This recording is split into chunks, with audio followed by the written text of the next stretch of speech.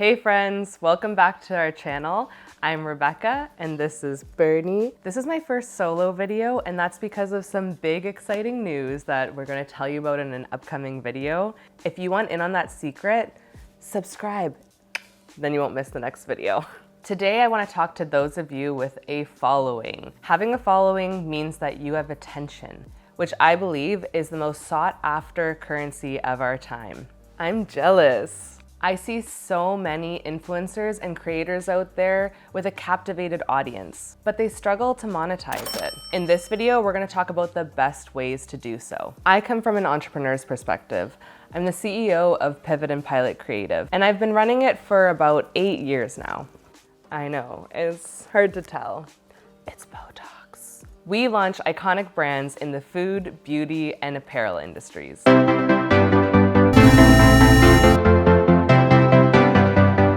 There are two major ways that creators make money. The first way is typically through endorsements. So these are anything from an affiliate code to a post with an endorsement product with like an ad notification.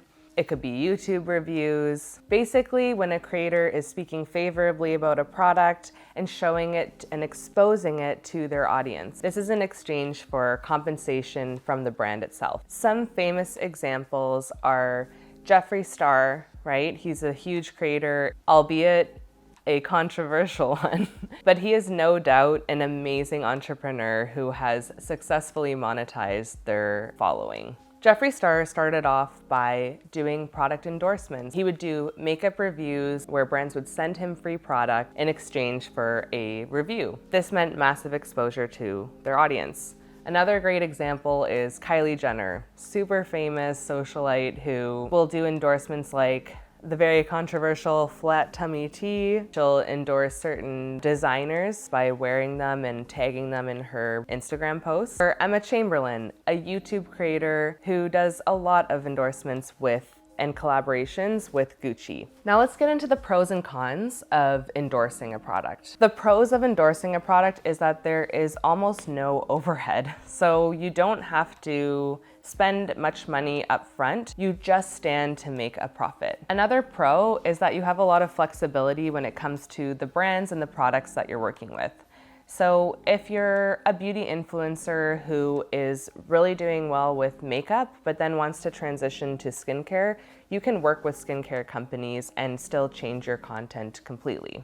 Now for the cons. Typically, endorsements come across as less authentic. You have to be very careful about the brands that you're selecting in order to maintain that trust and authenticity with your audience. A great example of this going sideways is Kendall Jenner and her Pepsi endorsement, for example. When she did a commercial with Pepsi, she didn't have full creative control over what the outcome was. That's, of course, a production, that was a commercial, but even with something like Proactive, Kendall also did her own posts about it, right? And she told her own story, and I think that also made her look not as favorable to the public eye. There are many times where a brand will get caught up in some kind of controversy and you're just doing your job and promoting them because you liked the actual product. This could mean that you could end up in a position that you didn't want to be in, and you don't have full control over what that brand plans to do,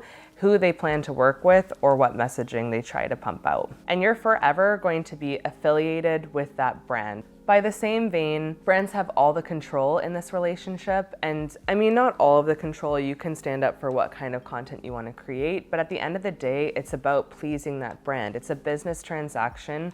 You're trying to make sure that you get another deal with that brand or another brand in the future. It's definitely unfavorable when you're working with a brand to say anything negative at all. So brands really do have the full power and control, and that is kind of why it can harm your authenticity as well, or the trust that you have with your audience. One final con here is that it truly is a grind. You're constantly searching for the next contract. You're constantly vetting brands. It's not just posting a picture at the end of the day. There's negotiations, there's contracts to get things up and running.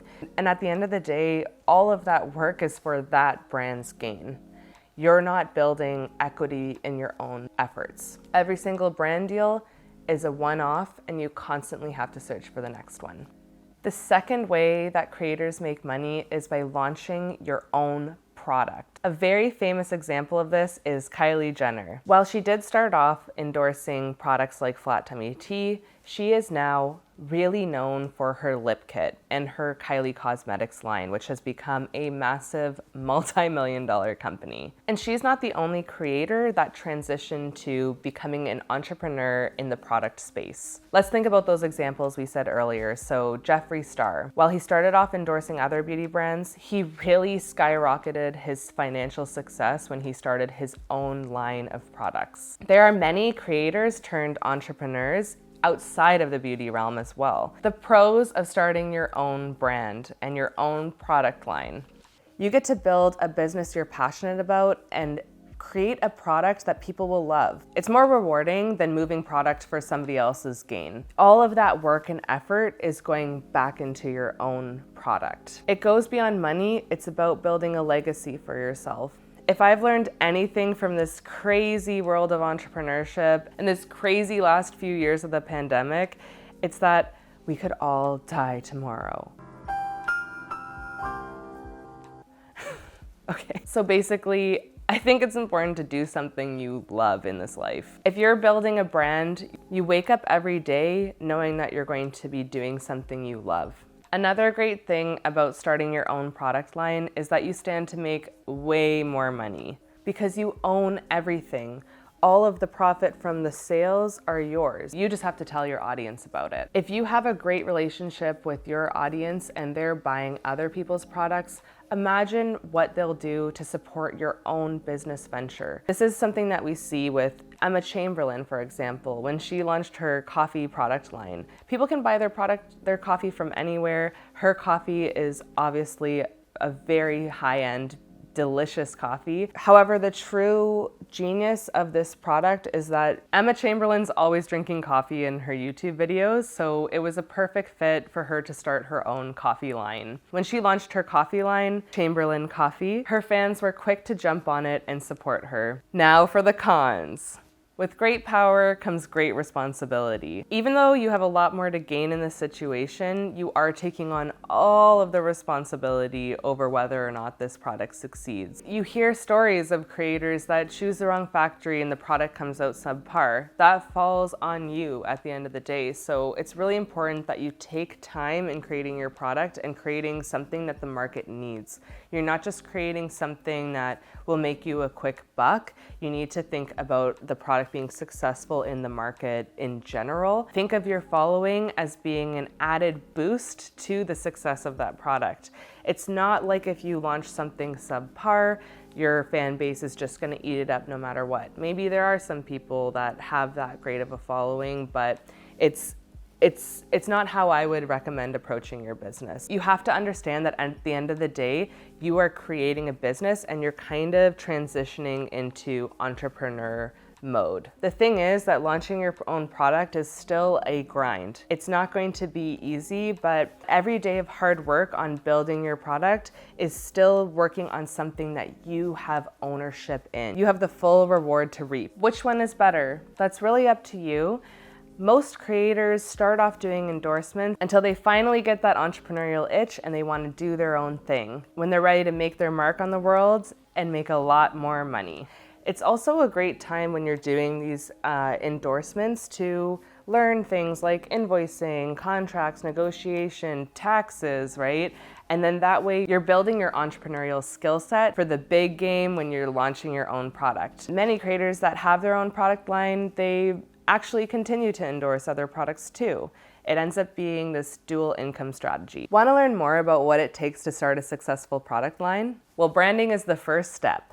And I highly recommend you check out our videos all about branding. This playlist will help you work out your market positioning and build your brand strategy. Also check out our video about launching with too many products. This is a really important consideration when launching. If you're ready to start, check out our website for upcoming webinars and workshops. We regularly host these and it's a great live in-person experience. Or book a one-to-one strategy session with us. Thanks for watching and remember to subscribe.